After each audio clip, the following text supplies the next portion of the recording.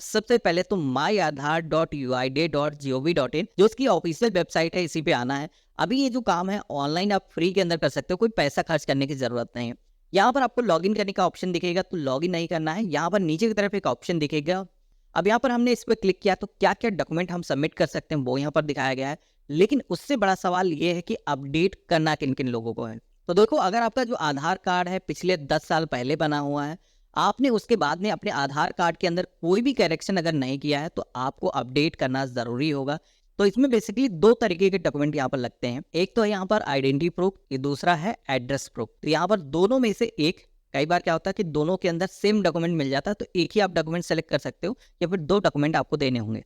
यहाँ पर जो मेनू दिया गया है पार्ट टू सबमिट के सेक्शन पे क्लिक करेंगे तो क्या क्या दे सकते हैं, तो इसके अंदर आप अपना राशन कार्ड दे सकते हो, वोटर आईडी कार्ड दे सकते हो, इसी के साथ में पासपोर्ट है, डीएल है वो दिया जा सकता है, पैन कार्ड हो गया, मार्कशीट या फिर स्कूल का सर्टिफिकेट हो गया, गवर्नमेंट की तरफ से कोई आइडेंटिटी प्रूफ जारी किया गया तो वो यहाँ पर दे सकते हो। इसी के साथ में एड्रेस प्रूफ के अंदर भी कुछ डॉक्यूमेंट है, यहाँ पर भी मान्य हो जाते हैं। इसके अलावा कोई भी यूटिलिटी बिल, बिजली पानी टेलीफोन बिल, इनमें से कोई दस्तावेज दे सकते हो। ऐसा नहीं कि सारे जरूरी हैं, 2 तरीके के दस्तावेज बेसिकली आपको अब मैं आपको दिखाता हूँ अपडेट कैसे करना है। तो क्लिक टू सबमिट के ऑप्शन पे क्लिक करेंगे। यहाँ पर अब हमें अपना जो आधार नंबर है दर्ज करना है। ये कैप्चा कोड दिखेगा, सेम जैसा दिख रहा है वैसे सेम यहाँ पर फिल कर देना है। लॉगिन विद ओटीपी वाले ऑप्शन पे क्लिक करना है। हमारे फोन पे वेरिफिकेशन के लिए एक 1 टाइम पासवर्ड आएगा, यहाँ पर हम दर्ज करेंगे। लॉगिन की टैब पे क्लिक करेंगे। तो जैसे हमने इतना किया है तो आप देखोगे कि हम पोर्टल के अंदर लॉगिन हो चुके हैं। अब लॉगिन होने के बाद में यहाँ पर प्रोफाइल का एक आइकन दिखेगा जिसपे हमें क्लिक करना है और हमें हमारा आधार कार्ड का जो प्रीव्यू है वो देखने को मिल जाएगा। वर्तमान में हमारा जो आधार कार्ड है एक्टिव है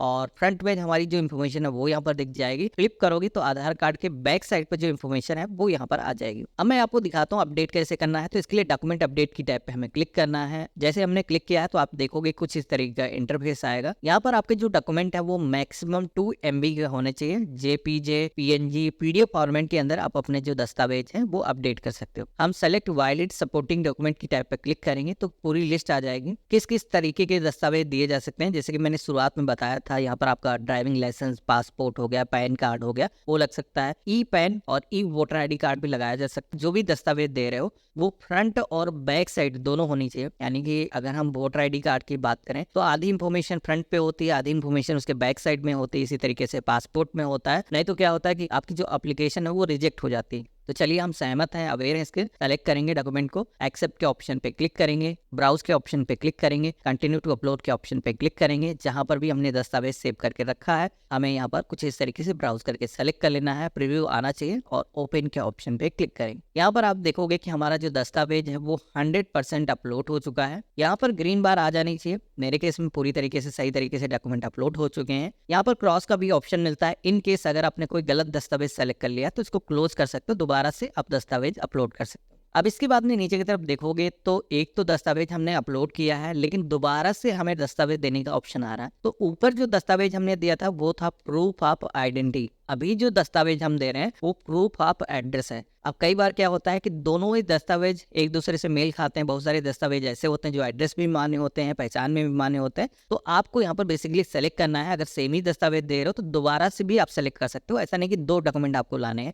जैसे कि आप वोटर आईडी कार्ड दे रहे हो तो दोनों के अंदर मान्य है, तो यहाँ पर हम सेलेक्ट कर लेंगे और देन हम वोटर आईडी कार्ड को जिस तरीके से पहले हमने अपलोड किया था यहाँ पर भी हम सेलेक्ट करके अपलोड कर लेंगे। तो दोनों ही दस्तावेज हमारे अपलोड हो चुके हैं। अब हमें आई हेयर बाय के ऑप्शन पे क्लिक करना है, नेक्स्ट की टैब पे क्लिक करना है, हमें यहाँ पर ओके के ऑप्शन पे क्लिक करना है। तो अब आप देखोगे कि हमारे सामने वैसे तो फीस पेमेंट का ऑप्शन आना चाहिए। आधार के पोर्टल पर कोई भी सर्विस एक्सेस करते हैं तो फीस पेमेंट का ऑप्शन आता है, लेकिन जैसे कि अभी ये जो सर्विस है पूरी तरीके से फ्री है। 14/6/2026 तक कोई भी आपको फीस देने की जरूरत नहीं है। हम यहाँ पर सबमिट के ऑप्शन पे क्लिक करेंगे। यहाँ पर स्लिप भी एक जनरेट हुई है जो कि डाउनलोड के ऑप्शन पे क्लिक करेंगे। कुछ इस तरीके से आप देखोगे कि स्लिप डाउनलोड हो जाएगी जिसपे आधार नंबर और SRN नंबर जो सर्विस रिक्वेस्ट नंबर जनरेट होता है वो यहाँ पर मेंशन किया गया है और इसके लिए कोई फीस हमने पेमेंट नहीं किया है। इसको हम सुरक्षित करके रख लेंगे। तो इस तरीके से आधार कार्ड से डॉक्यूमेंट अपडेट करने की जो रिक्वेस्ट है वो सफलतापूर्वक रजिस्टर हो चुकी है। यहाँ पर 30 डेज तक का टाइम यहाँ पर बताया जा रहा है। आपका जो आधार कार्ड है इस टाइम फ्रेम के अंदर अपडेट हो जाएगा। लेकिन यहाँ पर बता दूं ये मैक्सिमम टाइम है।